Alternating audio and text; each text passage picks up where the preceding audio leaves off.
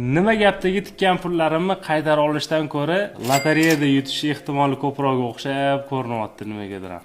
Yo'q, Rajab aka, lotereyada yutolmaysiz. Hozir men sizga buni isbotlab beraman. Ehtimollar nazariyasi orqali. Tasavvur qiling, 10 ta lotereya chiptasi bor. Har bir chipta narxi 10 ming so'm. Bularning ichida bir donasi yutuqli xolos. Jackpot esa 70 ming so'mni tashkil qiladi. Siz bir dona chipta sotib oldingiz. Yutish ehtimolligingiz qancha bilasizmi? Hisoblab beraman. Yutish ehtimolligi teng 1 bo'lingan 10, ya'ni 0,10 dan 1 ga teng. Shu raqam 1 ga yaqinlashgan sari sizni yutish ehtimolingiz ortib boradi. Agar chiptalarni hammasini sotib olsangiz, 100% siz yutasiz. Lekin chiptalar narxi 100 ming so'm, jackpotingiz esa 70 ming. Siz 30 ming zarardasiz. Endi sizga savol, yutqazish ehtimolligingiz qancha? Yutqazish ehtimolligi bo'lish kerak bo'lgan voqealar soni 9 ta, bo'lishi mumkin bo'lgan barcha voqealar soni esa 10 ta. Ya'ni 9 bo'lingan 10 teng 0,10 dan 9. Endi qarang, yutish ehtimolligingiz 0,10 dan 1,